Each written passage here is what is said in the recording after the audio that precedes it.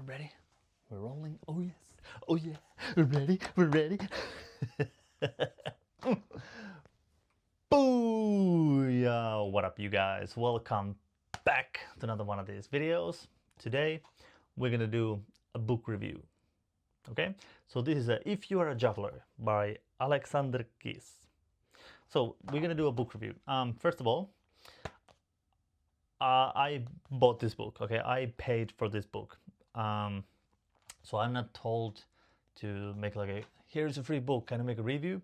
So nothing like this. I bought it, but I did buy it with a discount. So just so you know, I got a big discount on it, but still it wasn't to make a review. I just wanted to make this review. So just to get that out there.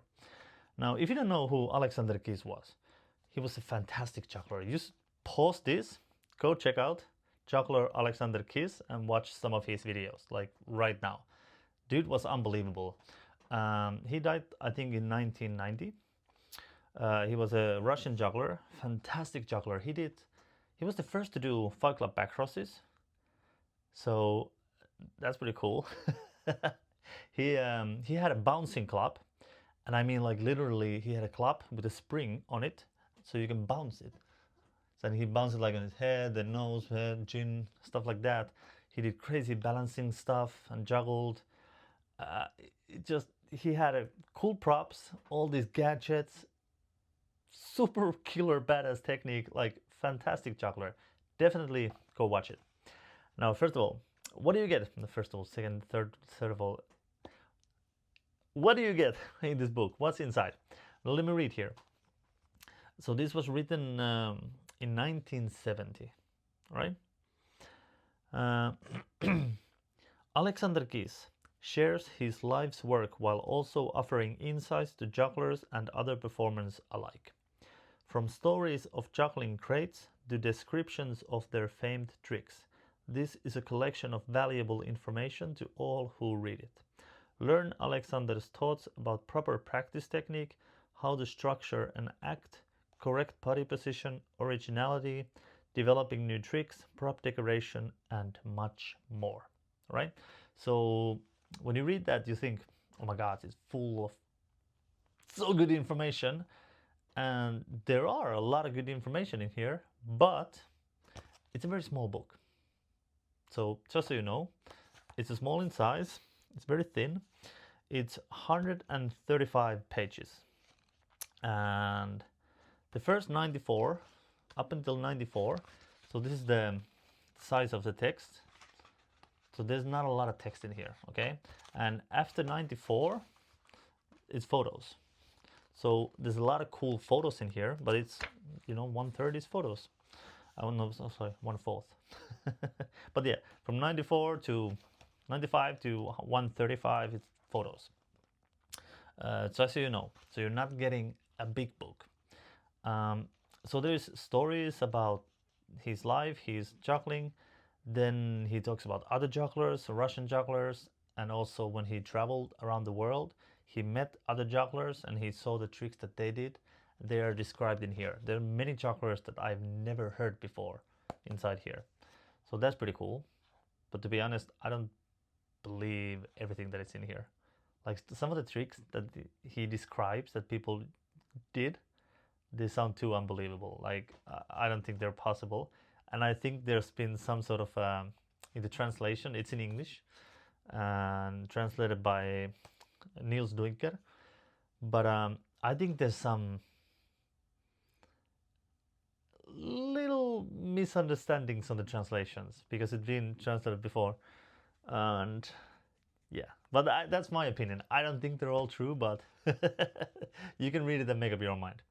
So, so the information is in here. It is good, but it's just not a lot, okay? Like it's less than 20 pages about the technique and everything, and it's very thoughtful. Like it's a food for thought, but there's not a lot of like it's just one sentence. How you should stand.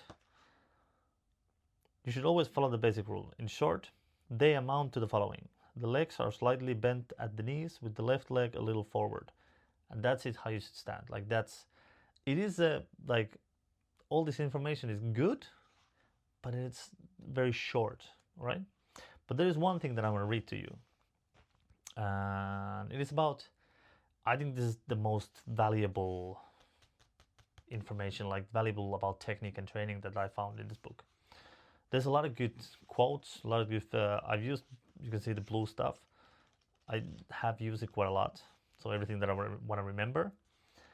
But here is about taking the breaks and getting fatigue. Excessive fatigue when the wrists and shoulders start to get stiff is harmful.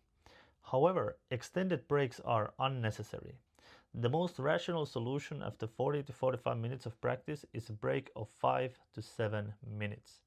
But no longer, because then lethargy sets in and further training will be unproductive. So what he's basically saying that taking breaks is good, but not too long breaks. Because now we know it from the science that the human body, your muscles and all the neuromuscular pathways where the messages go from brain to the muscles, however those are called, they get also cold, and your muscles get cold after like 5 to 7 minutes. So you don't want to take longer breaks, or you have to warm up again. Okay, so he said it in the 70s, and this is what I teach also my students. And it's very, very good information. You don't want to take too long breaks. If by some accident you do take too long breaks, you need to warm up again. But he also has a very nice solution. Experience shows that after a break, it is better to start with a different trick to change movement and then return to the first trick. So this is again, like what I was saying, to do a warm up, you have to warm up again, or you can practice something else. Like if you're doing 5 clap back crosses and then you take a long break, 5 to 7 minute break, then you shouldn't continue with that 5 clap back crosses again immediately. You should either do some warm-up exercises, like back with 3 claps, or do something completely different to warm up your body again, and then go again for the 5 claps. Okay, it's super good information, and there are a lot of these small golden nuggets in this book, but not just a lot. Like it doesn't go deep into explaining all the different techniques and why the technique is good and all the small subtleties in it. It's just very brief description of how to do things and how he sees you should do things, and talk about art and how do you create an art, what is art, and how to become successful, and how do you define success in juggling, and who is good and who is not, stuff like this. So it's more food for thought than like a proper technical guide. Should you get it? Yeah, I think definitely if you're into juggling books, you should definitely have this one. Alexander Keys was amazing juggler.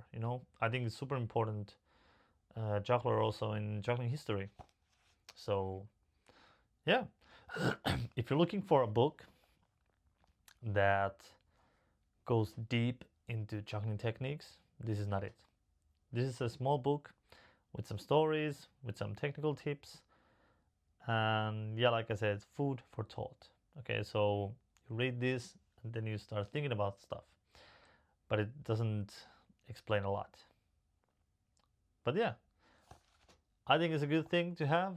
If you have juggling books, definitely worth it. But if you just want some great book to explain all juggling techniques, this is not it. But the pictures are cool, the stories are cool, and there's some good information on it. Short but good. So yeah, that's it. If You're a Juggler by Alexander Keys.